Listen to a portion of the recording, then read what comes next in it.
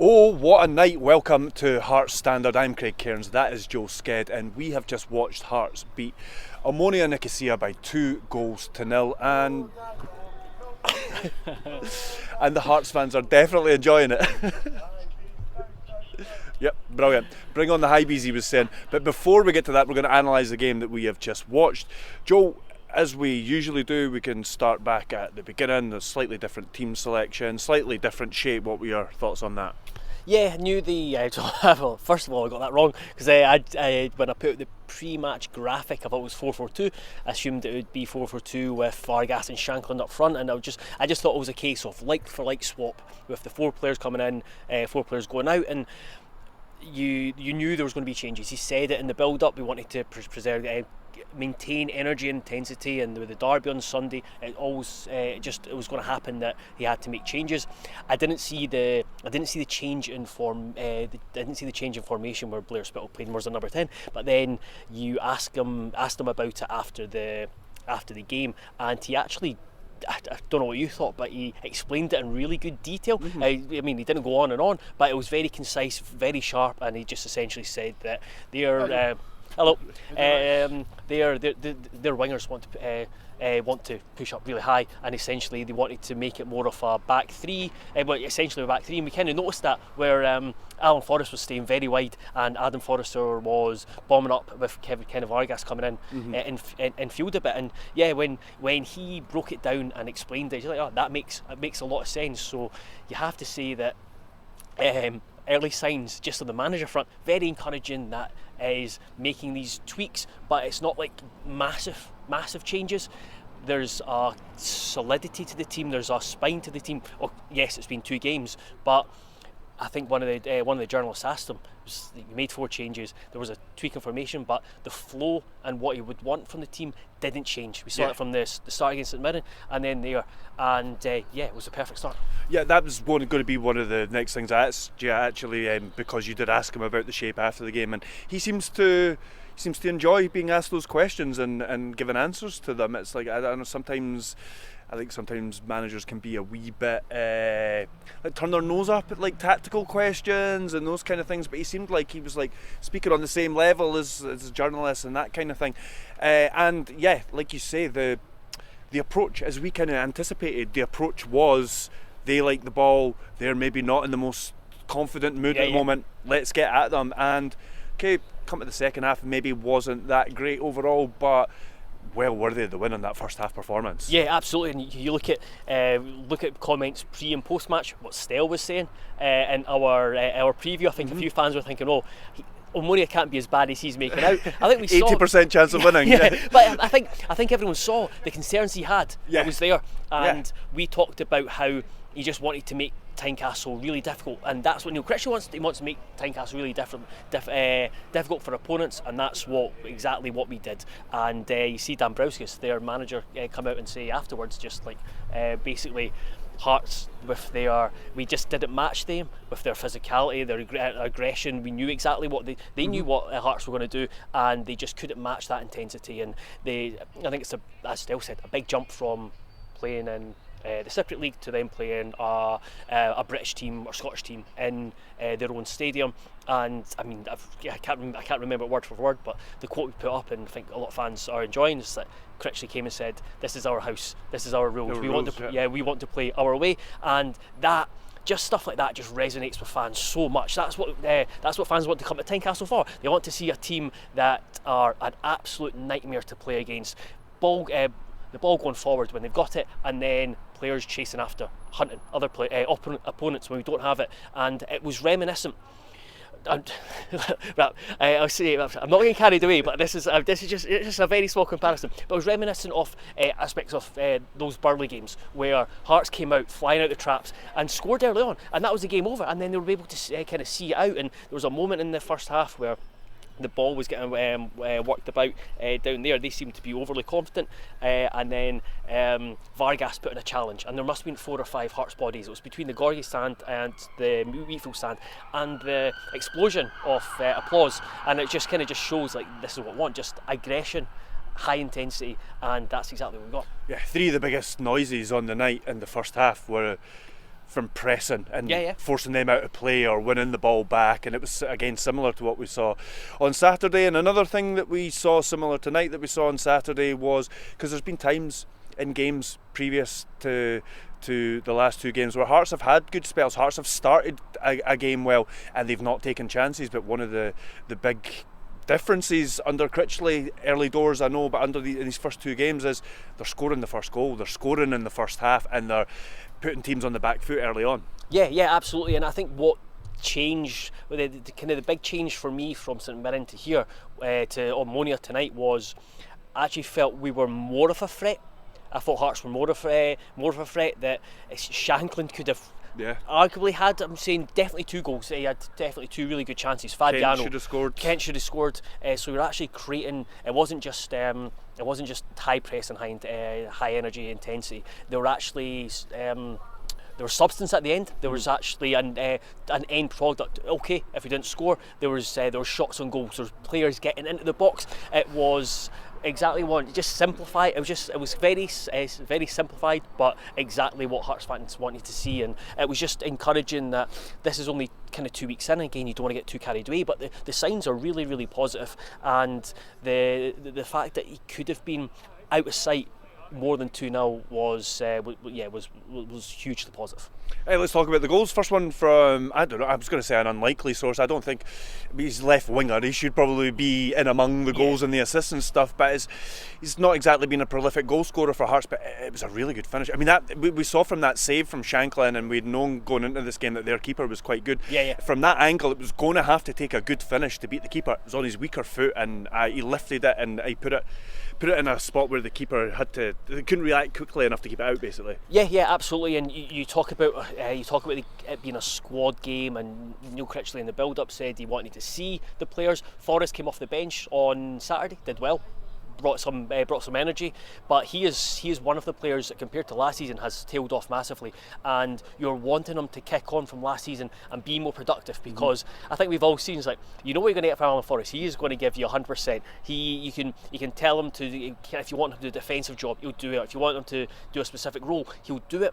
But he needs to do more with the ball. He's guilty of of playing with his head down far too much, and it was frustrating last season, even though he had a really good season. But he didn't score enough, he didn't assist enough, and you're hoping that after last season's positivity, that he would kick on and add those to it, add more goals to it.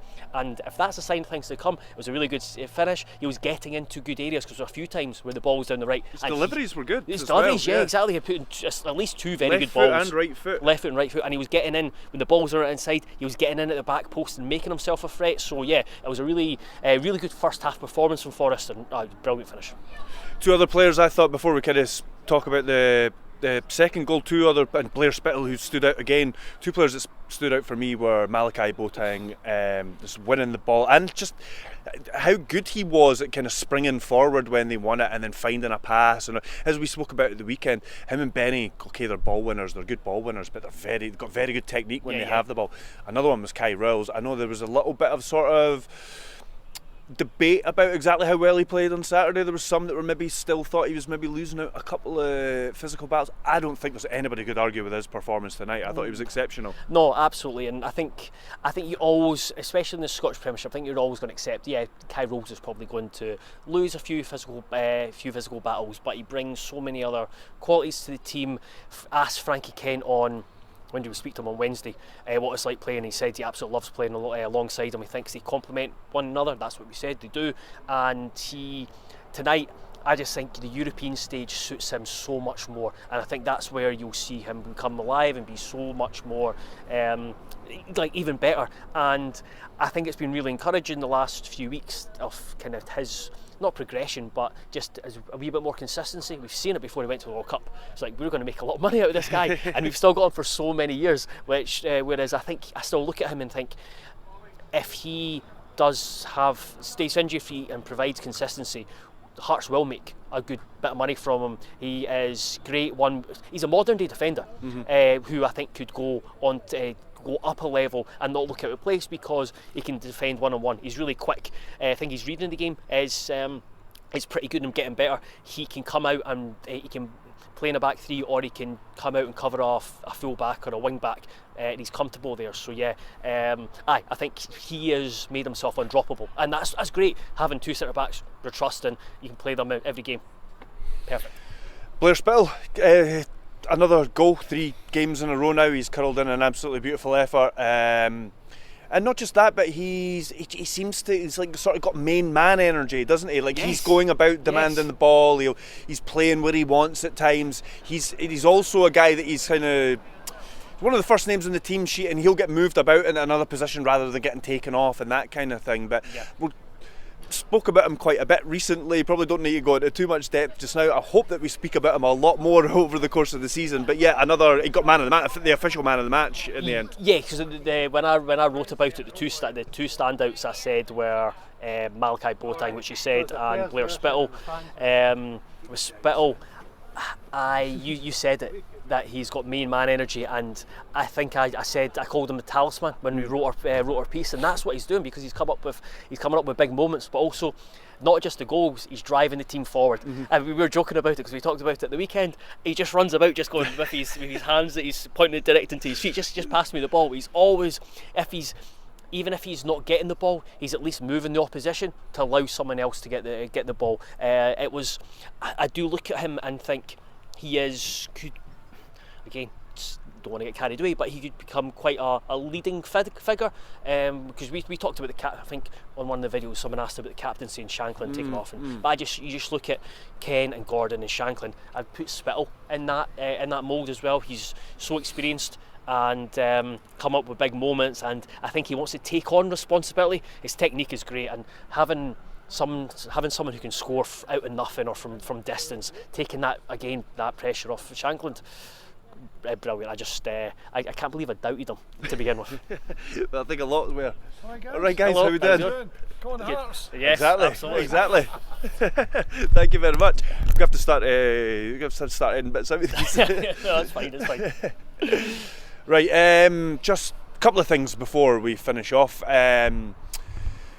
Again, similar to the weekend, if you're going to pick out criticism, lost a bit of control in the second half there. Yep. I thought Critchley's words were quite interesting on that, where he said that, I think, not in these words, but he was kind of saying that if he had had more time with the team, they would have worked on a few more different shapes, and he could have maybe switched. He wanted to maybe go to a 4-5-1 to get more control in the midfield, but he thought he'd stick with the same shape because they hadn't worked on it yet, and they changed the personnel within it. And ultimately, there was a couple of hairy moments, but like the St Mirren game, Omonia were more of a threat, yes, but still restricted them. Gordon's, again, he's not really had to make a save, has he?